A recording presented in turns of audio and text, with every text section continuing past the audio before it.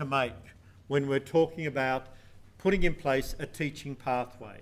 We need to decide which strategies we're going to be teaching.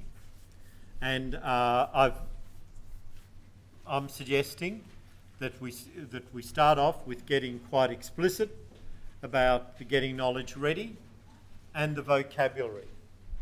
I'm also suggesting that we have a sequence for teaching each strategy. Isn't this in your notes? I've just got a feeling it's not. Do you want a copy of this? I can include this in the next notes.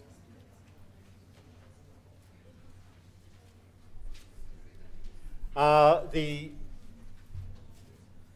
really wanting to push the schedule for moving to independence and also regularly revising each strategy to keep it automatised.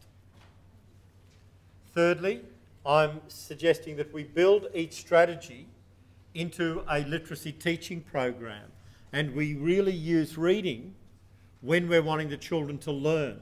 I've deliberately talked about using reading in grade 4 science, or using reading in other areas of the children's curriculum, so that we're really building up the use of the strategies across the board. They're just not literacy strategies. These are ways of learning.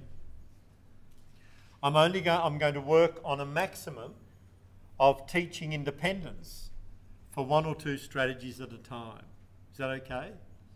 I think you may as well get 1 or 2 in place and then get the 3rd and the 4th, rather than trying to do it all at once. And we need to be clear on what teachers will be doing differently. Now, this might be offensive to some people, but at some point we've got to talk about that.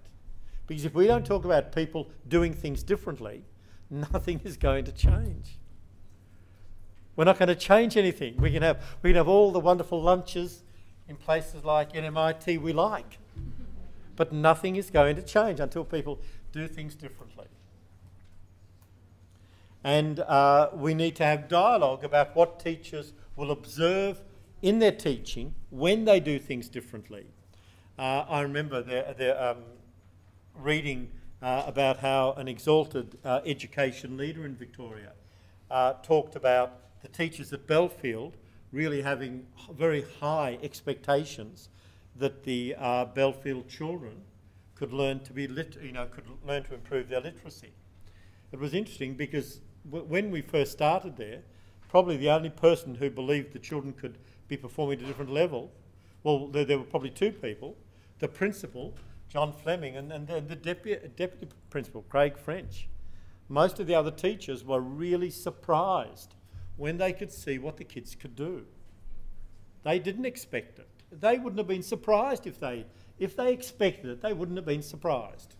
And I've got an audio tape where we've got audio tape of our discussions, our early discussions. And the teacher said, "I didn't think they could do that. I didn't know that'd be, work so well with those kids." So teachers need to be aware of what to look for. And that business of what does the kids' literacy knowledge look like is really important. Okay, and then we've talked about some activities, and we're going to look at more of these later. I'm just going to skip over these next 2 pages. These are some examples of goals that different schools set. Now, a lot of the schools that I've been working with in Term 1 and Term 2 have actually moved on to develop more elaborate term outcomes than these. But this was at one school. This was Wonthaggi North. They wanted to have particular goals at the end of each term, and this was another school's goals. So where are we now? We're going to stop for, is it okay if we stop for afternoon tea? And I'd like to think about, from what we've talked, how you'd go about sketching out your your term-by-term plan. So the plan on page 8, if we just look at page 8 for a sec.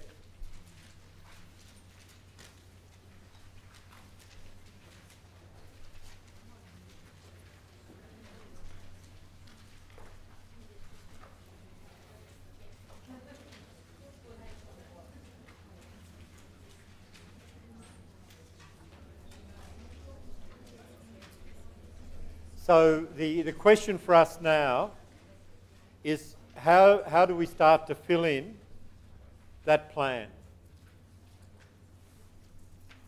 Do you all feel comfortable about starting to put a plan for yourselves in your own teaching? So we've audited where you are, and we're now going to say where we're going to go next. Now, what we've talked about in the session, this after lunch session, we've talked about the approach to teaching that has the different aspects, that has the scaffolding and the teaching for automaticity. And we've also talked about another aspect of planning, and that is the actual implementing. Okay? So we've covered two parts of the planning so far. In the session before we finish today, I want to look at the third part of the planning, and that is what professional learning opportunities do you need to have in place to be able to deliver these goods? Now, this is important because if you're going to raise with your school leadership teams about how your work needs to be resourced, you need to have some idea of what your professional learning opportunities need to be. So what are you going to need in order to have the strategies in place more? And so that's where we'll discuss